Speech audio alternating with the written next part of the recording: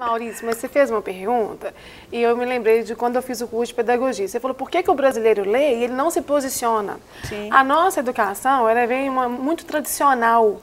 As escolas, hoje em dia, têm trabalhado textos que trabalham mais a realidade. Por exemplo, você pega uma criança de 7 anos, a professora leva um texto falando de política hoje para a escola. Mas na minha época, por exemplo, a gente aprendia a ler com beabá. A professora podia estar acontecendo a eleição que ela levava um texto para a escola, a foca.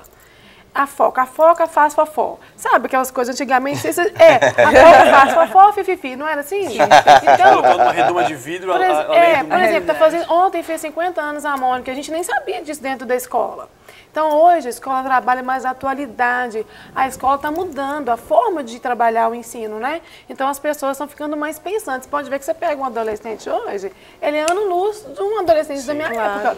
Talvez isso, talvez por causa disso, a manipulação, então, existente na política há tanto tempo, não é? Porque o povo brasileiro não sabe fazer leitura, interpretação de mundo, não tem consciência crítica. E a consciência crítica se forma através da leitura. Porque você tem que ter essa interpretação mesmo, né? De saber, tentar entender o que está por trás daquela cena, daquela palavra, né? Então, talvez por isso, então, esses governantes muitas vezes manipulam as pessoas. Nos nossos cursos, no meu trabalho lá, não importa a idade. Né, se este aluno, né, se esta pessoa que nos procura tem 12 anos, 80 anos, eu dou o mesmo texto. Legal. Eu dou o mesmo texto. A diferença vai ser de profundidade, de inserção naquele texto. E essa cultura de que leitura é livro também é muito restrita, né? Assim, eu pergunto, você lê? Não, eu não leio. Mas jornal, lê. Revista, lê. Então você lê. Então você lê. Por que tem... mas é literatura, eu não leio. Tem o tempo da literatura, tem o momento da literatura, né? Mas tem um momento de outras leituras também. Até dentro do que a senhora está falando, e eu quero que a Vanessa também comente sobre isso, a gente vê que existem muitas pobrezas no nosso país. A gente sabe que grande parte da pobreza é por pura falta de conhecimento. Aliás, conhecimento de lei, conhecimento de direitos. A gente sempre traz aqui o advogado Dr. Bruno Brugarelli, que é um especialista em direito do consumidor, e ele vai trazendo coisas para a gente que até eu, Jean e Luciano, às vezes a gente fica, mas nossa, que legal isso, porque realmente são muitos detalhes que a população não é obrigada a saber tudo, mas que realmente a grande maioria de direitos e deveres nós devemos conhecer. Eu queria que a senhora falasse os resultados que pode acontecer dentro de uma pessoa, dentro de uma sociedade que afinca a leitura. Por exemplo, algum exemplo de algum país que a leitura é muito precisa na vida dessas pessoas e quais os resultados, talvez em pesquisa, não sei, que isso trouxe para essa sociedade? Sim. Nós temos existe um exame internacional chamado PISA. E neste exame internacional, vários países, né, examinam alunos na faixa de 15 anos de idade. Interpretação de texto e raciocínio lógico é a base do exame.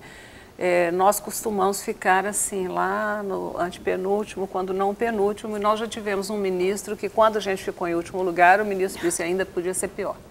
Eu não sei exatamente o que podia ser pior, mas segundo ele ainda podia ser pior. Nem entrar na lista, talvez. E a Finlândia é um país que é considerado, ele está sempre entre os primeiros.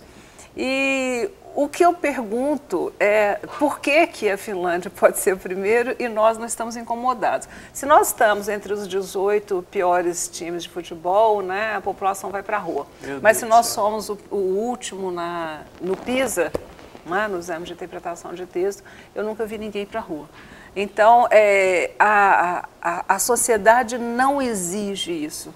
A sociedade, eu acho que é um crime com quem está sendo formado em qualquer idade, viu, gente? A formação, ela não é feita só até os 12, 13, 14 anos. Eu tive profissionais que entraram para fazer um curso de interpretação de texto comigo, produção de texto, que é o meu forte, né? Eu sou jornalista e a redação e a interpretação de texto são o meu forte, embora eu trabalhe muito fortemente a gramática.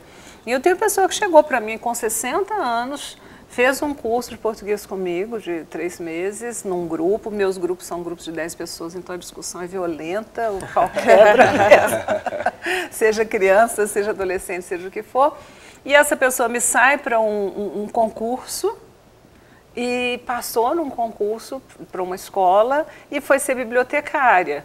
E durante uns 2 ou 3 anos nós trocamos figurinhas sobre a confusão que ela estava fazendo dentro da escola, gerenciando essa biblioteca, com 62 anos. Que legal, ela estava realmente exercendo aquilo que ela aprendeu na interpretação e levando para os outros. A gente tem uma participação ao vivo, que é a Luciana Veiga, eu creio que ela quer comentar sobre o assunto. Luciana, bom dia, seja bem-vinda, Deus te abençoe. Bom dia para todos vocês, a paz do Senhor. A paz. Fique à vontade para fazer sua pergunta, comentário. Desde que eu fiquei grávida, né, eu sempre incentivei a minha filha a ler. Né? Então, hoje ela tem 14 anos e desde os 14 anos ela lê livros. Ontem mesmo meu marido passou, né, na livraria e comprou 2 livros para ela. Ela me pai dela falou, mas 2 livros, Sara? Ela falou, pai, porque esse primeiro é muito fininho, então em 2 dias eu vou ler ele, então eu quero outro. Então isso tudo é incentivo, né? E para isso ela aprende a interpretar, né? E ela é uma excelente aluna, sempre saiu bem, né, no português. Ela é apaixonada com português. Né? Eu acho que o livro, né, ensina a criança a conhecer outras culturas, a aprender mais, a viajar, né, a conhecer outros lugares. Sim. Isso é muito importante. Eu já tenho uma bebezinha de 11 meses e eu já leio para ela. Eu acho que os pais devem incentivar a criança a ler, né, a trocar um pouquinho do computador pela leitura. Porque a leitura, né, é muito importante para a vida da gente, né, e a gente aprende, né. Então, acho muito importante. Muito bem, Luciana. Obrigado pela sua contribuição, viu? Deus te abençoe. Deixa eu até aproveitar o que a Luciana falou e fazer uma pergunta aqui do Twitter, que diz o que mais ou menos é que ela está dizendo, aí vocês podem responder. Ela colocou assim, a Ismênia, Flávia, coloca assim, qual a indicação para alguém que não gosta muito de leitura, mas que quer iniciar? Qual o melhor processo para começar a ler? Né? Às vezes a pessoa é viciada e quer parar. Eu queria acrescentar na pergunta também, para a Vanessa, que lida com consultório, com crianças no consultório, é fácil identificar uma dificuldade para a leitura? Né? Como é que você diagnostica isso? Né? E acho que dá para somar essa pergunta. Quem que responde primeiro? Não, aí se a senhora quiser responder a do Maurício, depois ela responde.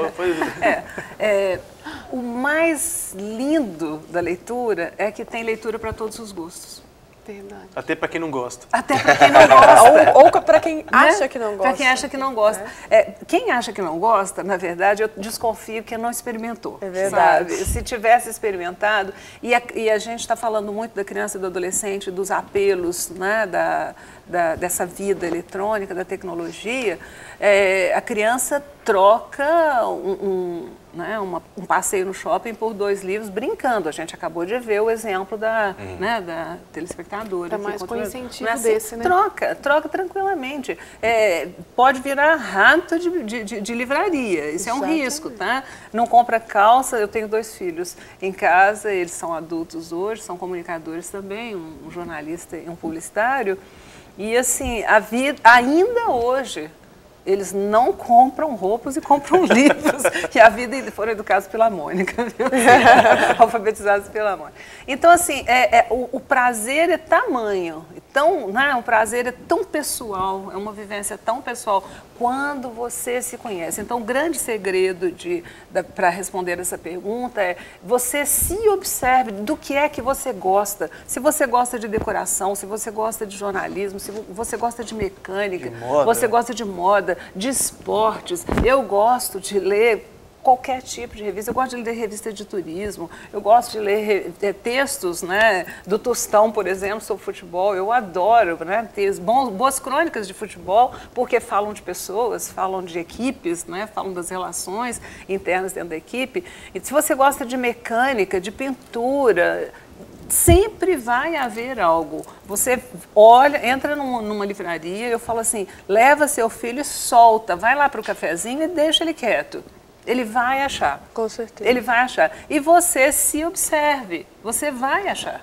E se ele aparecer com um livro muito caro, né, que o pai não tem dinheiro para comprar, ele lê lá na hora, né? Sim, ele pode ler lá na hora. Porque às vezes meu filho ele faz isso, ele parece a mamãe, aquele livrão, nossa. Até, Vanessa, eu acho importante citar aqui, eu já até falei isso aqui, que o meu pai tinha, ele tinha por hábito, uma tarde de sábado ou um feriado, ele pegava a gente, não, hoje a gente vai passear, levava para a biblioteca pública e deixava, soltava a gente lá. Então eu lembro que eu passava tarde na biblioteca pública e eu achava aquilo um passeio assim, eu ficava louca para chegar o dia que meu pai fosse me levar. Ou seja, você coloca na mente da criança que aquilo é algo bom, é um passeio que você está indo.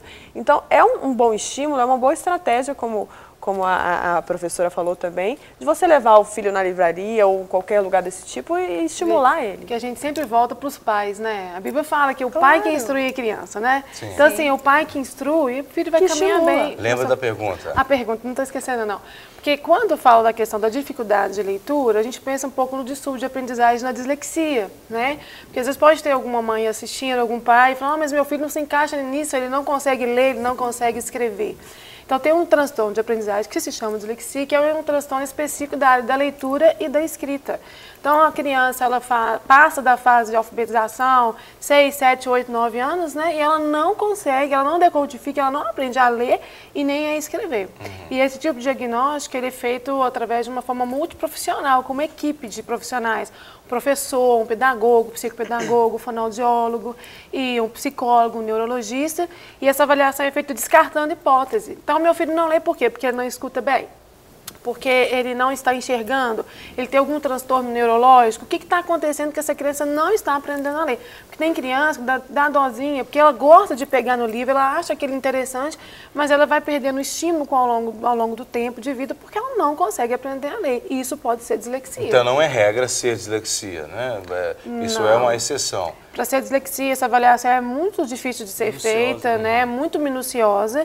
E o pai tem que ficar atento se a criança está passando algum problema emocional. Isso que a gente está falando, se ela escuta bem, se ela não teve um retardo na fala. Não é qualquer dificuldade que a gente pode diagnosticar que é uma dislexia. Não é.